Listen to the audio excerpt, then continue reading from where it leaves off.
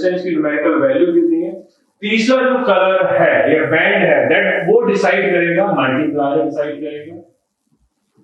और अगला जो कलर है वो डिसाइड करेगा कि इसकी टॉलरेंस कितनी है। तो हमारे अगर इंजीनियरिंग में पूछा जाए तो इंजीनियरिंग में से 4 कलर बैंड से काम हो जाता है, बट एग्जैक्टली 6 कलर बैंड होते हैं। तो पहले 2 कलर बैंड जो होता है न्यूमेरिकल वैल्यू के लिए, तीसरा होता है मल्टीप्लायर के लिए, चौथा होता है टॉलरेंस के, पांचवा होता है टेम्परेचर के लिए, और जो छठा होता है वो होता है रिलायबिलिटी के लिए। वो हमारे यहाँ यूज नहीं करने हैं। अब इनको कैसे यूज करना है वो मैं सिखा रहा हूँ न्यूमेरिकल की हेल्प से, जो एसएससी जेईई का क्वेश्चन आया हुआ है। एक रजिस्टर है जो कि 50 वोल्ट के सोर्स से कनेक्टेड है, उसके थ्रू हमें करंट बतानी है, और उस रेजिस्टेंस पे जो है कलर कोड ये बना हुआ है। तो देखते हैं सॉल्यूशन में कैसे निकल सकता है ये ना। हमने एक रेजिस्टेंस लिया, रेजिस्टेंस में 4 कलर के कलर है, 1 2 3 और 4। और इस रेजिस्टेंस को जो है हमने क्या करा है, एक 50 वोल्ट की बैटरी से कनेक्ट कर दिया है। ये रेजिस्टेंस हो गया और ये करंट। अगर करंट को आपको निकालना है तो करंट बराबर होता है V बाई R। वोल्टेज मुझे पता है, रेजिस्टेंस अगर मुझे कलर कोडिंग से मिल जाए तो मेरा आंसर आ जाएगा करंट की वैल्यू कितनी है। तो अब अप्लाई करते हैं इस क्वेश्चन को। तो पहला जो कलर है वो आपके क्वेश्चन में दिया हुआ रेड, और रेड का जो सिग्निफिकेंट फिगर है वो है 2, तो इसकी वैल्यू होगी कितनी 2। तो रेड क्या है मैं लिख रहा हूं 2, पहला कलर रेड। दूसरा जो कलर कोड है वो ऑरेंज, और ऑरेंज की जो सिग्निफिकेंट फिगर है वो है 23।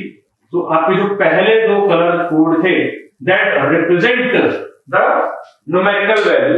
थर्ड जो कलर क्वेश्चन में दिया हुआ है वो ऑरेंज, और ऑरेंज का अगर मैं मल्टीप्लायर देखूं तो ऑरेंज का जो मल्टीप्लायर वो कितना 10 की पावर 3। तो थर्ड कलर से मुझे पता चल गया ये 10 की पावर 3 है। चौथा कलर जो है वो आपको ये बताता है कि ये टॉलरेंस कितनी है। तो टॉलरेंस अगर मैं क्वेश्चन में देखूं, और टॉलरेंस का कलर क्वेश्चन में जो गिवन है वो जो लिखा है सिल्वर, और सिल्वर की जो टॉलरेंस है वो होती है 10%। 10% का मतलब यहाँ पे लिख सकते हैं प्लस माइनस 10%। तो अगर मैं रेजिस्टेंस को सही से लिखूं तो रेजिस्टेंस की जो वैल्यू आ गई, resistance equals to 23 kilo ohm plus minus 10%। Resistance की वैल्यू आ गई। अब हमारा पहले ऑब्जेक्टिव था हमारे क्वेश्चन को सॉल्व करना। तो करंट बराबर हो गया 50/23 kilo ohm. So 50 divided by 23, अगर मैं 23 से 50 को डिवाइड कर रहा हूँ मुझे जस्ट अप्रॉक्स मोर देन 2, और आंसर आएगा मिली एम्पीयर। तो ऑप्शन ही देख के मार देते हैं। ऑप्शन जो आएगा वो आएगा आपका 2.2 मिली एम्पीयर, क्योंकि जो पहला ऑप्शन है वो 2 है, और 2 एग्जैक्टली आएगा नहीं, क्योंकि 2 अगर आना होता तो यहाँ पर होगा 25। नो सो अपने हमने यहाँ से देखा कि कलर कोडिंग का यूज करके हमारा जो रेजिस्टेंस की वैल्यू है वो कितनी आ गई 23 kilo, and we have plus minus 10% error, और करंट की वैल्यू आ गई 2.2 मिली एम्पीयर। अब क्वेश्चन में भी अगर आपके एग्जाम में ज्यादा पूछा जाए तो अगर हम देखें रेंज पूछी जा सकती है कि हमारा जो रेजिस्टेंस है वो कितना वैरी कर सकता है। तो मैं अगर बात करूं 23,000 हो जाएगा। ये 23,000 का अगर मैं 10% निकालूं then it is comes to 0 cancel out, it is 2300। So हमारा जो रेजिस्टेंस है वो ऐसा भी मार्क हो सकता है, अगर मैं यहां लिख दूं R is 23,000 plus minus 2300 Om.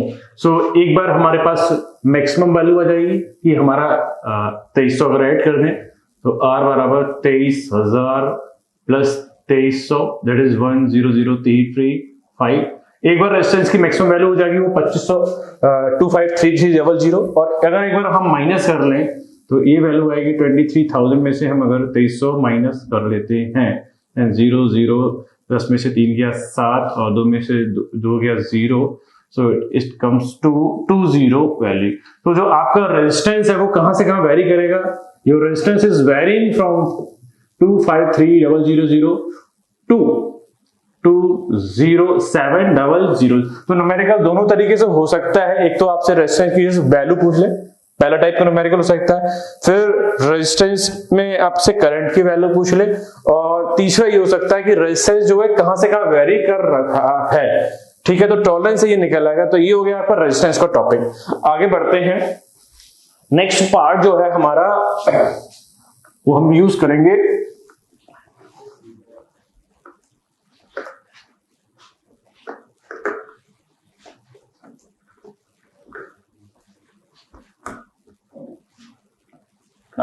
Property of resistance. Resistance की कितनी प्रॉपर्टी हो सकती है देखते हैं। प्रॉपर्टी ऑफ रेजिस्टेंस,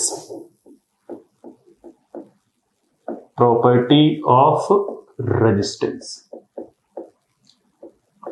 तो फर्स्ट पॉइंट देख सकते हैं, हमने ये देखा था रेजिस्टेंस की मिनिमम वैल्यू कितनी है 0 ओम। रेजिस्टेंस की जो मैक्सिमम वैल्यू है वो कितनी है इनफाइनाइट। ये कैसे आती है और कहां कहां होती है वो हम देख चुके हैं। दूसरी पॉइंट देखते हैं, रेजिस्टेंस जो है अगर इसका हम ग्राफ देखें तो यहां से अगर देखें resistance is what B/I। So in this case resistance is positive. और रेजिस्टेंस को अगर मैं और अदर क्वाड्रेंट में ड्रॉ करता हूं तो यहां भी जो रेजिस्टेंस, यहां करंट की वैल्यू -I और यहां रेजिस्टेंस की वो वोल्टेज की वैल्यू माइनस, तो यहां भी रेजिस्टेंस क्या होगा पॉजिटिव। अगर मैं ये देखूं in the first and third quadrant the resistance is positive. When the resistance is positive it is always consuming energy, और जो बंदा हमेशा एनर्जी को कंज्यूम करता रहता है उसको बोलते हैं पैसिव एलिमेंट। तो यहां से मुझे ये बात समझ में आ गई, in first and third quadrant resistance is a passive element, passive element. और पैसिव एलिमेंट की मैं भी डेफिनेशन बता दे रहा हूं, ऐसे एलिमेंट जिनमें करंट और वोल्टेज की किसी भी वैल्यू के लिए पावर जो है हमेशा पॉजिटिव है, उन एलिमेंट को पॉजिटिव पैसिव एलिमेंट बोलते हैं। और जो आगे की स्टडी है एक्टिव पैसिव, वो हम उसी में देखेंगे और ज्यादा पिक्चर क्लियर हो जाएगी। तो मुझे शॉर्ट में समझा दे रहा हूं, P=I²R और V=V²/R। करंट की पॉजिटिव वैल्यू हो, नेगेटिव वैल्यू हो, वोल्टेज की पॉजिटिव वैल्यू हो, नेगेटिव वैल्यू हो, जो पावर है वो हमेशा 0 या 0 से बड़ी आएगी। दैट्स व्हाई जो रेजिस्टेंस है वो पैसिव एलिमेंट होता है। बट ग्राफ के पॉइंट ऑफ व्यू से देखते हैं, जो रेजिस्टेंस है वो फर्स्ट और थर्ड में कैसा एलिमेंट है, पैसिव एलिमेंट है। बट अगर मैं यहां देखूं तो रेजिस्टेंस की वैल्यू नेगेटिव है, यहां भी रेजिस्टेंस की वैल्यू कैसी नेगेटिव है। तो अगला अगर इसमें पॉइंट ऐड करा जाए तो जो रेजिस्टेंस है in second and fourth quadrant, in second and fourth quadrant में ये जो बंदा है ये कैसा है, एक्टिव है। और एक्टिव इसलिए है क्योंकि यहाँ रेजिस्टेंस कैसा है, नेगेटिव है, रेजिस्टेंस भी नेगेटिव है, पावर भी कैसी है, लेस देन 0 है। और यहां पर जो है फर्स्ट और थर्ड में पावर इसकी कैसी है, पॉजिटिव है। तो कंक्लूजन क्या है, in first and third quadrant resistance is positive, power is also positive, power is also positive. So in second and fourth quadrant, in first and third quadrant resistance is passive element, but in second and fourth quadrant resistance is active element. तो इसको और clear कर लिया जाए बहुत ही सीधे तरीके से। In this case the resistance is positive, power is also positive. यहां भी यही ट्रू है, resistance is positive, power is positive. So passive element, what element, passive element. But अगर हम अगले क्वाड्रेंट में बात करें, इस क्वाड्रेंट में बात करें तो रेजिस्टेंस नेगेटिव, पावर नेगेटिव, यहां भी रेजिस्टेंस नेगेटिव, पावर कैसी है, नेगेटिव। तो इन दोनों क्वाड्रेंट में जो एलिमेंट है वो कैसा है, एक्टिव एलिमेंट। सो रेजिस्टेंस जो है, बट इन जनरल जो है हमारे इलेक्ट्रिकल इंजीनियरिंग में जो रेजिस्टेंस है वो हमेशा एनर्जी को कंज्यूम करता है, और एनर्जी जो कंज्यूम करेगा उसकी पावर पॉजिटिव होगी। तो रेजिस्टेंस कैसा एलिमेंट है, पैसिव एलिमेंट। तो मैं दूसरी प्रॉपर्टी को कंक्लूड करता हूं, तो दूसरी प्रॉपर्टी है मेरी, रेजिस्टेंस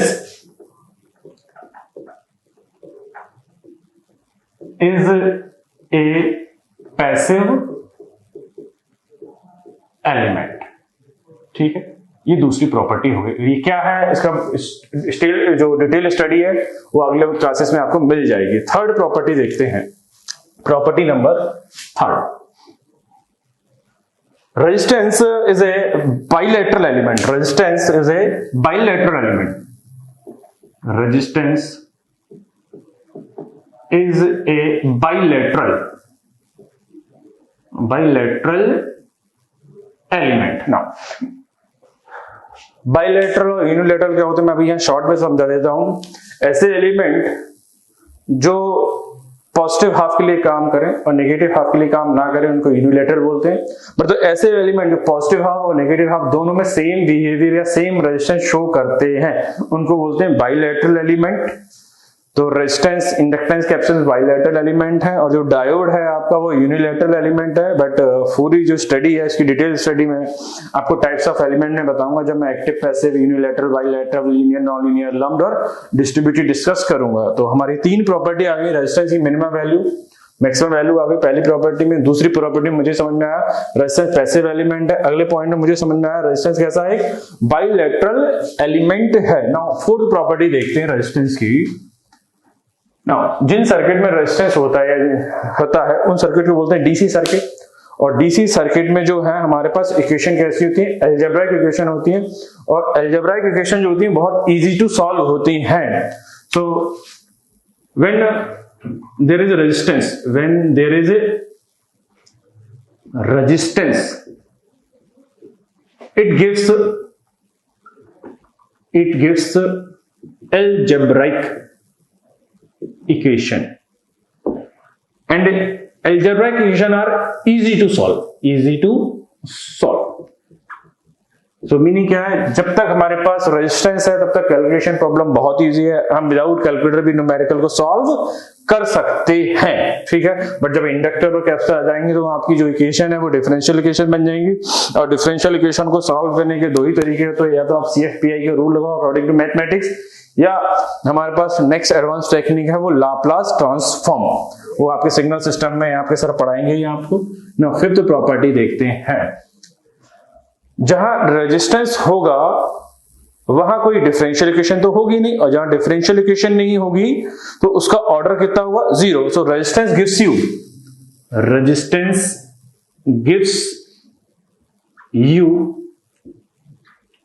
जीरो ऑर्डर इक्वेशन, क्योंकि मैथ में हमने टाइप्स ऑफ ऑर्डर पढ़ा होगा, ऑर्डर 1, ऑर्डर 2, हाईएस्ट डेरिवेटिव जो होता है उसकी पावर, हाईएस्ट डेरिवेटिव जो होता है उसको ऑर्डर बोलते हैं मैथमेटिक्स में। तो अगर आपको मैं बताऊं dy/dt प्लस yt बराबर 0, तो ये order first order differential equation है। बट अगर मैं ओम्स लॉ को देखूं v = ri, there is no derivative terms, when there is no derivative term, so order is 0। so जो रेजिस्टेंस वाले सर्किट है वो आपको जीरो ऑर्डर इक्वेशन देंगे। अगली बात करते हैं नेक्स्ट प्रॉपर्टी की, सिक्स्थ प्रॉपर्टी में देखता हूं। सिक्स्थ प्रॉपर्टी में क्या आएगा, now resistance is a static element. जब आपके सिग्नल वाले सर पढ़ाएंगे तो आपको स्टैटिक और डायनेमिक वर्ड यूज कराएंगे, बट मैं थोड़ा सा इंट्रोडक्शन दे रहा हूं। रेजिस्टेंस स्टैटिक एलिमेंट है, ऐसे एलिमेंट जो करंट या वोल्टेज को स्टोर नहीं करते हैं उनको स्टैटिक एलिमेंट बोलते हैं, या जो पास्ट या फ्यूचर वैल्यू पे डिपेंड नहीं करते उनको स्टैटिक एलिमेंट बोला जाता है। ऐसे लोग जो ऐसे एलिमेंट जो पास्ट हिस्ट्री पर या करंट को या वोल्टेज को स्टोर कर लेते हैं उनको बोलते हैं डायनामिक एलिमेंट। तो जो रेजिस्टेंस है इन जनरल स्टैटिक एलिमेंट है, क्योंकि ये कुछ भी स्टोर नहीं करता, जस्ट सर्किट से एनर्जी लेगा और तुरंत क्या कर देगा, खर्च कर देगा। डायनामिक एलिमेंट जो होते हैं जो पास्ट वैल्यू पे या करंट को या वोल्टेज को स्टोर करते हैं। तो रेजिस्टेंस आप तक कैसा एलिमेंट है, स्टैटिक एलिमेंट। डन, तो resistance is a static element. Next point cover करते हैं, सेवेंथ प्रॉपर्टी जो है इसकी, in a pure resistance there is no transient। अब इसको भी जरा ध्यान से सुनिएगा, ट्रांजिएंट का मतलब अगर आपने ट्रांजिएंट एनालिसिस पढ़ी हो तो ट्रांजिएंट एनालिसिस के लिए हमारे पास पहला होता है आरएल सर्किट, आरसी सर्किट और RLC circuit. Purely resistive circuit में कभी ट्रांजिएंट होंगी नहीं। वो क्यों नहीं होंगी? ट्रांजिएंट का जो मेन कारण है, transient occurs due to the energy storing element और due to the initial condition. But जो रेजिस्टेंस में है इसमें कोई इनिशियल करंट, इनिशियल वोल्टेज नहीं होता है, ना ही ये किसी तरीके की एनर्जी स्टोर करता है। जैसे इंडक्टर स्टोर करता है energy in the form of magnetic field, और जो कैपेसिटर है वो एनर्जी स्टोर करता है in the form of electrostatic field. और जो बंदा एनर्जी स्टोर करेगा वहां ट्रांजिएंट होंगी, और रेजिस्टेंस तो एनर्जी को स्टोर ही नहीं करता, इसे क्या करता है, सिर्फ एब्जॉर्ब करता है, कंज्यूम करता है, खर्च कर लेता है। तो प्योरली रेजिस्टिव सर्किट में ट्रांजिएंट नहीं होंगी। और अगर देखें 1 2 3 4 5 6 7 8वीं प्रॉपर्टी देखते हैं ना।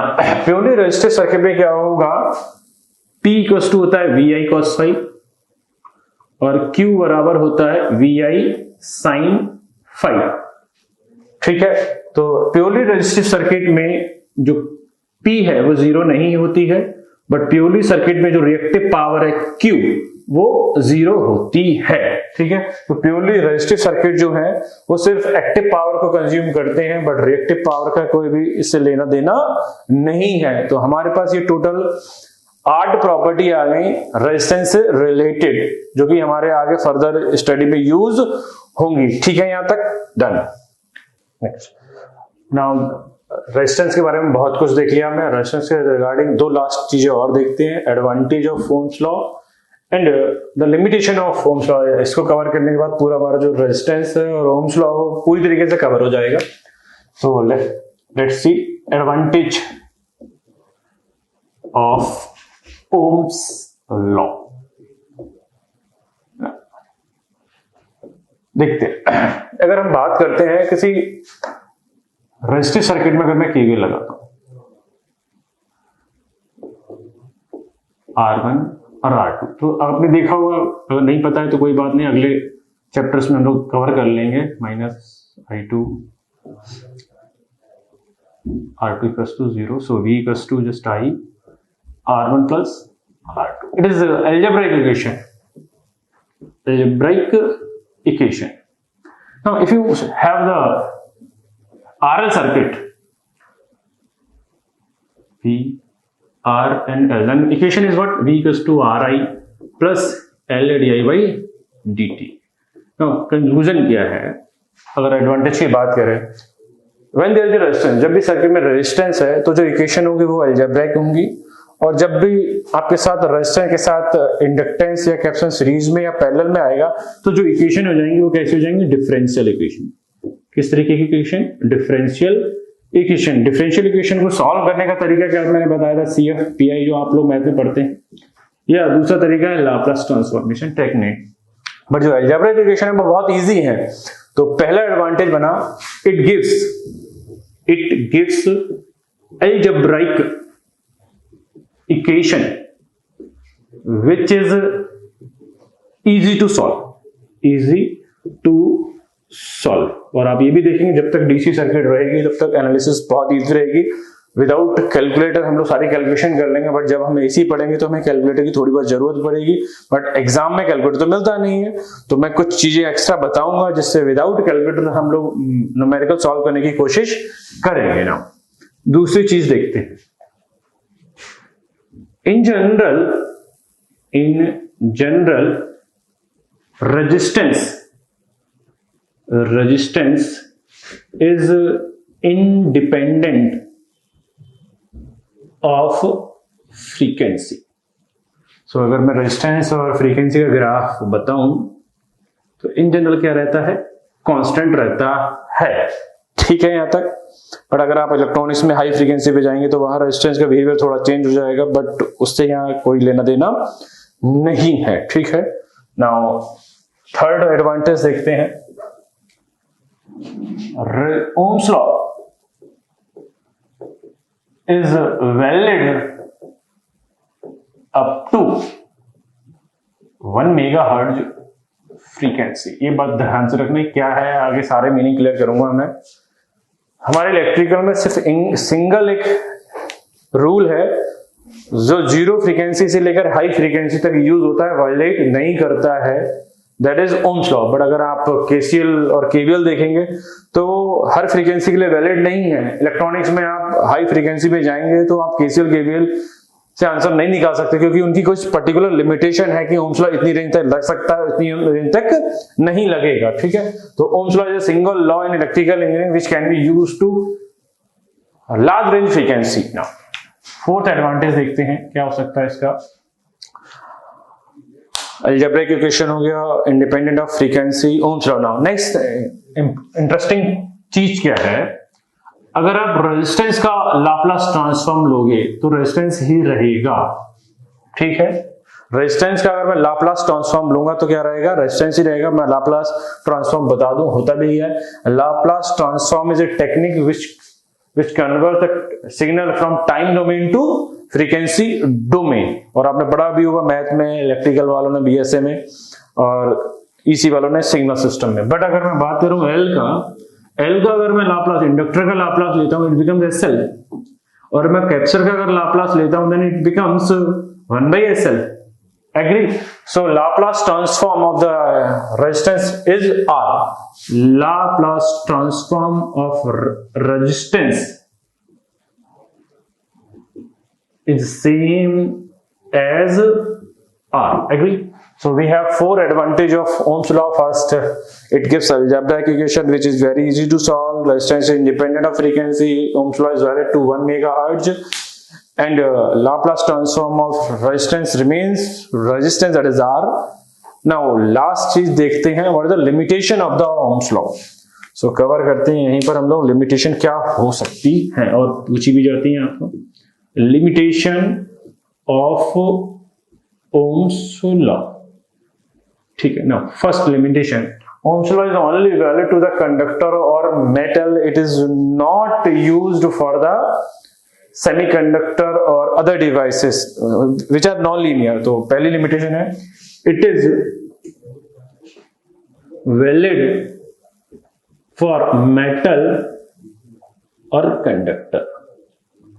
ठीक है, दूसरी चीज क्या बात कर सकते हैं, Ohm's law और it is valid to linear elements। it is valid to linear elements। ठीक है, थर्ड थिंग देखते हैं, जो रेजिस्टेंस का हमने फॉर्मूला बनाया है, that is R equals to rho L by A, that is RDC। ये सिंपल जो फॉर्मूला है RDC equals to rho L by A, it is for the cylindrical shape. अगर शेप जो है अदर देन सिलेंड्रिकल शेप हो जाए और आपको रेजिस्टेंस निकालने को कह दिया जाए, और ऐसा केस जो है आपको इलेक्ट्रिक मैग्नेटिक फील्ड थ्योरी में मिलेगा, तब जो for cylindrical shape only, for cylindrical shape, अगर अदर देन शेप हो जाएगी तब आपको रेजिस्टेंस जो निकालना होगा, तब रेजिस्टेंस का जो फॉर्मूला होगा R is B by I, और B को हम लिख सकते हैं E डॉट DL और I को लिख सकते हैं J डॉट DS। तो अगर कोई भी शेप आ जाएगी तो रेजिस्टेंस को निकालने का जो तरीका है, it is E dot integration E dot DL divide by integration J dot DS, जहां पर E जो है इलेक्ट्रिकल फील्ड इंटेंसिटी है और J जो है करंट डेंसिटी है। अगली बात कर लेते हैं और क्या लिमिटेशन हो सकती है। फोर्थ पॉइंट में, when you perform this practical of Ohm's law, जब आप ओम्स लॉ का ये प्रैक्टिकल परफॉर्म करते हैं तो आपने देखा होगा एक स्टेटमेंट बोलता है, Ohm's law at constant temperature, pressure and humidity the voltage is directly proportional to current। तो जब भी ओम्स लॉ आप लोग यूज करेंगे या प्रैक्टिकली परफॉर्म करेंगे, it should be at constant it should be at constant temperature, pressure and humidity। So at constant temperature, pressure and humidity, क्योंकि जो रेजिस्टेंस है ये टेम्परेचर से, प्रेशर से और ह्यूमिडिटी से क्या होता है, अफेक्ट होता है, इसकी वैल्यू चेंज हो सकती है। अगर अभी आप किसी रूम में पर्टिकुलर एक्सपेरिमेंट कर रहे हो तो उसमें टेम्परेचर कम है, किसी और जगह कर रहे हो तो टेम्परेचर ज्यादा है, तो रेजिस्टेंस क्या हो सकता है, अफेक्ट कर सकता है। ठीक है, तो ये हो गया आपका रेजिस्टेंस हो गया, रेजिस्टेंस के एडवांटेज हो गए, लिमिटेशन हो गई। तो मैं अगर कंक्लूड करूं तो रेजिस्टेंस को मैंने क्या बताया, पहले मैंने आपको रेजिस्टेंस की डेफिनेशन बताई, ओम्स लॉ की डेफिनेशन बताई, आर एल सी तीनों के लिए ओम्स लॉ डिफाइन करा, उनकी डायमेंशन, रेजिस्टेंस, इंडक्टेंस, कैपेसिटेंस में अंतर हो गए। इसके बाद हमने रेजिस्टेंस की minimum value, maximum value property में देखी, क्या एडवांटेज हो सकते हैं, क्या ड्रॉबैक हो सकते हैं। तो ये कंप्लीट हो गया आपका रेजिस्टेंस और ओम्स लॉ। अब इससे रिलेटेड जो न्यूमेरिकल रह गए हैं वो हम इस पीडीएफ में देख लेते हैं कि हमारे न्यूमेरिकल क्या होंगे। तो स्टार्ट करते हैं हम अपनी पीडीएफ। सो लेट्स देखते हैं नेक्स्ट टॉपिक, देखते हैं power rating of the resistance. Now resistance rating is determine the temperature और द थर्मल कैपेसिटी। ध्यान रखिएगा, क्वेश्चन आपको मिल सकता है और आया हुआ भी है कि जो रेजिस्टेंस की रेटिंग है वो किस तरीके से निकाली जाती है, तो टेम्परेचर लिमिट से या थर्मल कैपेसिटी से।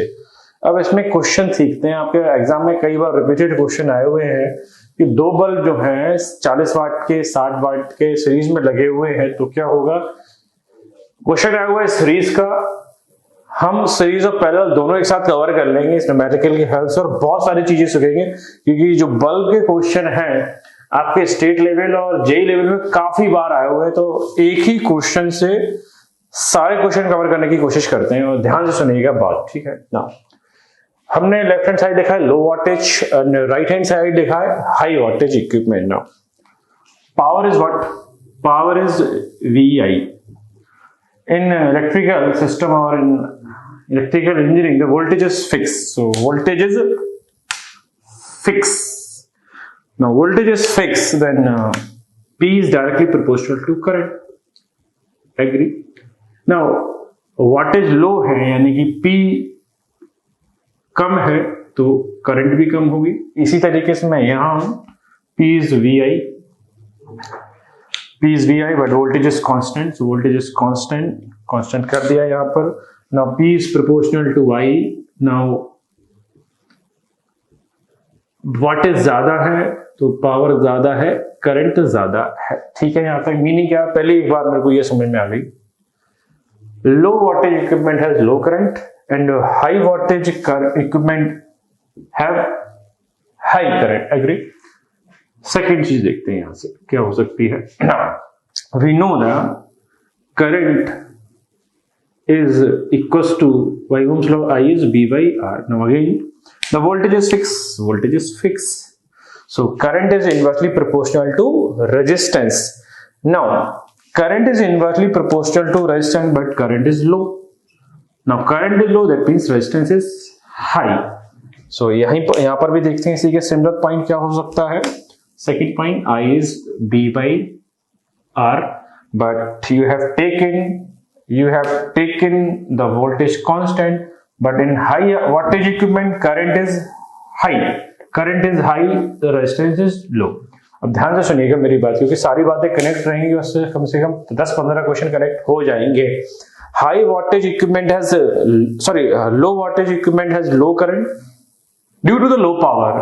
Now due to the low current it is having high resistance. तो लो वॉटेज इक्विपमेंट क्या है, उनकी करंट लो होगी और रेजिस्टेंस क्या होगा, हाई होगा। हाई वॉटेज इक्विपमेंट में पावर हाई होने की वजह से वो करंट ज्यादा उठाएंगे और करंट ज्यादा उठाएंगे इसका मतलब उनका रेजिस्टेंस क्या होता है। तो मैं आपसे सीधी सीधी बात करूं, अगर मेरे पास दो बल्ब हैं, एक 40 वाट का है और एक 60 वाट का है, तो जो 40 वाट का बल्ब है उसका रेजिस्टेंस ज्यादा होगा और जो 60 वाट का रेजिस्टेंस है, 60 वाट का बल्ब है, उसका रेजिस्टेंस क्या होगा। तो आपको डायरेक्ट क्लियर हो जाना चाहिए क्वेश्चन को देख के कि कौन से बल्ब का रेजिस्टेंस ज्यादा होगा, कौन से बल्ब का रेजिस्टेंस कम होगा, ठीक है। यहां तक अगली बात तय कर लेते हैं, third point. Now the resistance is rho L by A. Now we are having material fix, तो मटेरियल फिक्स हो गया। सो यहां से हमें फिर नेक्स्ट चीज समझ में आई, resistance is directly proportional to length. ना जो लो वोल्टेज के इक्विपमेंट है उनकी करंट है लो बट रेजिस्टेंस कैसा है, हाई। तो रेजिस्टेंस हाई होने की वजह से उनके जो फिलामेंट है उनकी लेंथ क्या होगी, ज्यादा होगी। यहां पर आ जाते हैं सिमिलर पॉइंट थर्ड, अगर मैं कवर करूं third point, resistance is directly proportional to L अब जो हाई वोल्टेज इक्विपमेंट है उनकी करंट है ज्यादा, रेजिस्टेंस है कम, तो रेजिस्टेंस कम होने की वजह से जो उनके फिलामेंट है वो कम लंबे होंगे। ठीक है, यहां तक। नाउ फोर्थ पार्ट देखते हैं इसका। फोर्थ पार्ट क्या कहता है? अभी हमने रेजिस्टेंस का करंट के साथ रिलेशन देखा, रेजिस्टेंस का लेंथ के साथ देखा। रेजिस्टेंस का जो रिलेशन है वो एरिया के साथ तो इनवर्स है। तो लो वोल्टेज इक्विपमेंट है उनके रेजिस्टेंस तो हाई होते हैं, तो एरिया क्रॉस सेक्शनल एरिया कैसा होगा? कम होगा। ये बात भी क्लियर हो गई। यहाँ पे भी देख लेते हैं, resistance is inversely proportional to area, but जो हाई वोल्टेज इक्विपमेंट है उनके तो रेजिस्टेंस जो होते हैं कम होते हैं। रेजिस्टेंस कम होंगे तो इनके एरिया कैसे होंगे? ज्यादा होंगे। ठीक है, यहां तक। तो मैं इसको कंक्लूड कर रहा हूं। Low voltage equipment has low power, due to the low power current कम होगी, और करंट कम होने की वजह से जो लो वोल्टेज इक्विपमेंट हैं उनके रेजिस्टेंस ज्यादा होंगे, और जिनके लो वोल्टेज इक्विपमेंट जिनके रेजिस्टेंस ज्यादा है उनके फिलामेंट की लेंथ ज्यादा होगी, और लो वोल्टेज रेजिस्टेंस का जो क्रॉस सेक्शनल एरिया है जिससे वो बना होगा उसका एरिया होगा कम।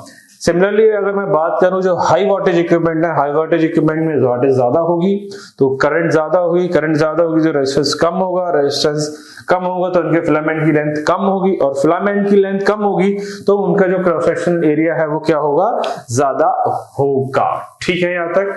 ये हो गया low voltage versus high voltage. अब अपने क्वेश्चन को कनेक्ट करते हैं कि मैंने ये जो रेटिंग है या लो वोल्टेज हाई वोल्टेज है उससे इसका क्या संबंध है, सॉल्यूशन में देखते हैं। यहां पर जो क्वेश्चन है उसमें दो बल्ब जो हैं वो सीरीज में लगे हैं। क्या में लगे हैं? सीरीज में। ये बल्ब B1 है जिसकी रेटिंग है 40 वाट, और ये जो बल्ब है B2 है इसकी रेटिंग है 60 वाट। ठीक है, एक क्वेश्चन को अपनी तरफ से डिजाइन कर लेते हैं, क्योंकि क्वेश्चन जब सीरीज का आया हुआ है तो किसी न किसी एग्जाम में आपको पैरेलल का भी डेड श्योर मिलेगा ही मिलेगा। ये हो गया B1 जिसकी रेटिंग है 40 वाट, और ये हो गया B2 इसकी रेटिंग है 60 वाट। अब जरा ध्यान से सुनिएगा मेरी बात को। In series connection current is same but the voltage is different, but in parallel connection voltage is same but current is different। ये कैसे होता है वो भी हम देखेंगे आगे। in series connection voltage is different but current is same, but in parallel connection voltage is same but current is different। now meaning क्या हुआ? सीरीज कनेक्शन में जो बल्ब की ब्राइटनेस है कि बल्ब ग्लो ज्यादा करेगा या कम करेगा वो करंट पे डिपेंड नहीं करेगी, क्योंकि सीरीज कनेक्शन में करंट तो सेम रहती है।